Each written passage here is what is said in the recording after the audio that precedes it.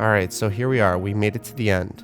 The final book and the final season of this series. But it won't be the final episode I will be doing, because I'm going to be doing that bonus episode that will feature alternative casts in the hypothetical situation if the main actor actually refuses the role. But for now, we're talking about Deathly Hallows. The perfect end to a perfect story. One that somehow didn't disappoint fans and really lived up to my personal expectations. With it being the conclusion to the story, Deathly Hallows really doesn't have a lot of new characters that are introduced. So I'm going to focus on a couple that I didn't get to in previous episodes, but there still are amazing characters here, and they do need casting. And although they don't have a lot of screen time, they still require actors with gravitas and poise.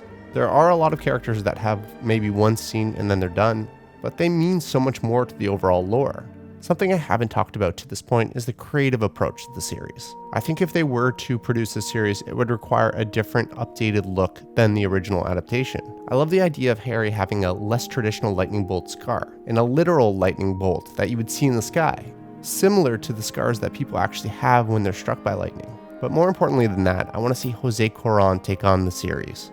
He's obviously familiar with Harry Potter, having directed Prisoner of Azkaban, but he's one of the most talented directors in the world right now. I would love to see his fully imagined version of Harry Potter, where he has complete creative control. If I'm being honest, it'd probably be a little bit darker, but with his mind, it would definitely stand out from the original series and be different but very interesting.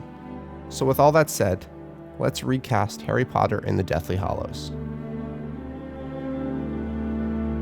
So as always, we always have defense against the dark arts first. Snape is now headmaster, and the Carrows have made their way into Hogwarts. Amicus teaches dark arts, while his sister Alecto teaches Muggle studies. So I'm going to cast these two together because they've always seemed like a package deal. The Carrows don't have a lot of screen time. They're more talked about than actually seen on screen or in the story. But we still have to get actors who can really portray through their faces in that limited screen time the menacing side and the darker side of what really has happened at Hogwarts. And I think it's also important, I don't want to see too recognizable of faces in these roles. I don't want those A-list stars, but rather someone who can blend into the story. That's why I think Will Keen and Samantha Morton would be great as the brother and sister team from Hell. For those who have seen His Dark Materials, you will know Keen, and you would know even with the look he can deliver so much menace and judgment. As for Samantha, she's an interesting actor with an interesting look. She can deliver that creepy, unsettling, the poise and the dominating nature that's required for the Carrows. So Will Keen as Amicus Carrow and Samantha Morton as Alecto Carrow.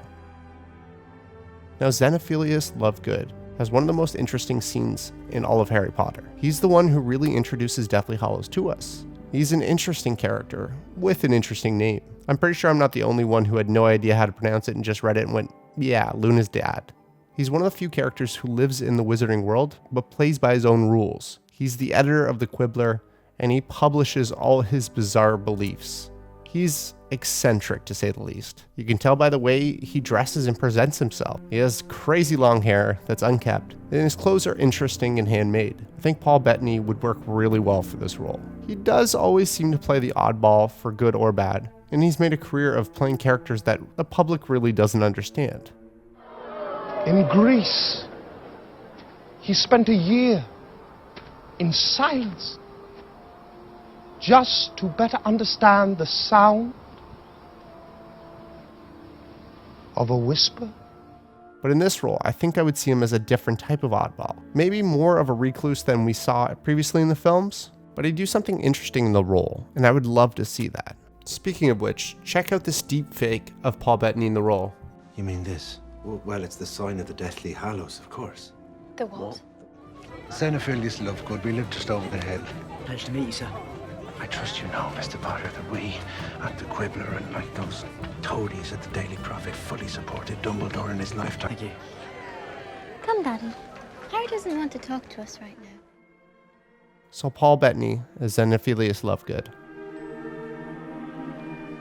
The next role is something an actor could really have fun with, Mundungus Fletcher. The movie's portrayal of the character is right in terms of actions and presence, but his physical description actually is quite different in the books. Yes, he is supposed to be extremely short and rather bow-legged, but he is described as having scraggly ginger hair, which he definitely does not. He has grubby hands, and he always seems to reek of smoke and alcohol. Although Toby Jones has voiced Dobby in the original films, I think he would jump at the chance to actually be on screen.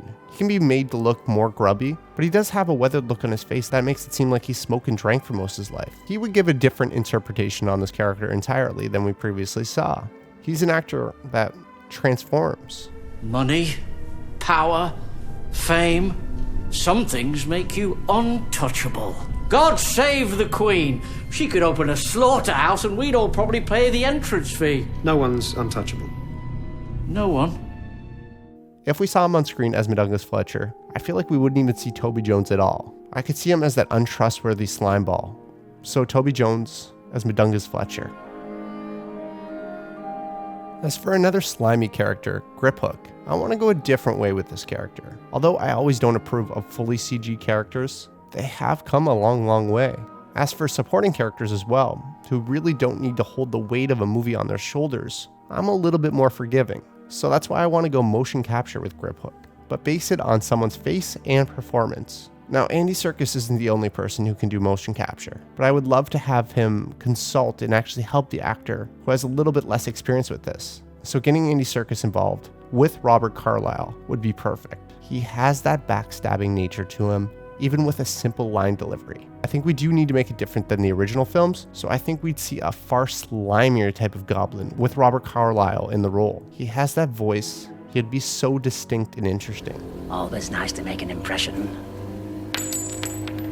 Where are my manners? We haven't been properly introduced. So Robert Carlyle as Griphook.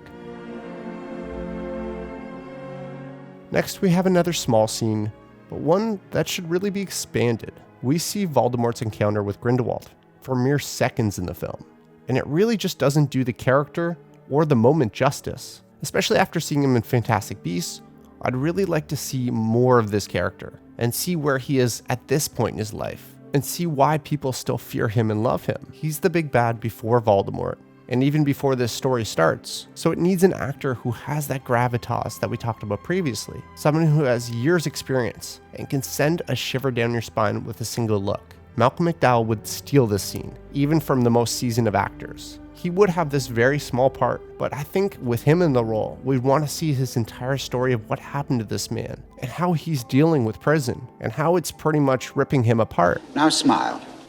I beg your pardon? Smile. Why? Just do it. I'm afraid I can't smile without a reason. He's got the eyes that can see into your soul, and McDowell could really bring that to life as a broken man. So Malcolm McDowell as Gellert Grindelwald.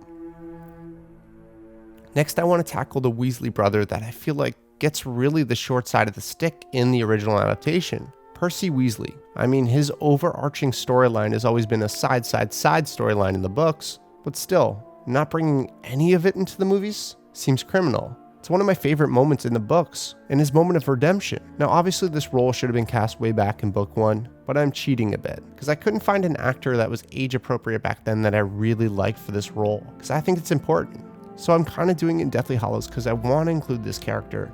I know it's not realistic and you can't de-age him, but I still think Will Merrick would make a great Percy. You may know him from Skins, or where I know him, the very underrated About Time, but he's great. He does usually play more lighthearted characters, but they always say comedy's so much harder than drama, so I'd really like to see him take on this dramatic role. Big Nose is dead. What are you talking about? He was live streaming and he went out for a smoke and he never came back. He's dead. Right, but like game dead? No. Like dead. What do you mean dead? Like actually dead.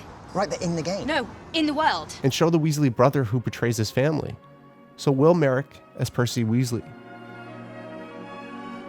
Lastly, we get to Dumbledore's long-lost younger brother. We meet him around the time where Harry is finding out there's more to Dumbledore than meets the eye. Aberforth is completely different than his brother. He enjoys the simple things in life and is more of a working man. He owns the Hogshead in Hogsmeade, and I've always seen him as a little bit more of a rough version of Dumbledore. Unkept hair and beard, and mostly wearing old working clothes. It's also worth noting he doesn't share the same light demeanor as his brother. He's more pessimistic, and people always seem to describe him as odd. I see him as a character who really keeps to himself and tries to avoid small talk.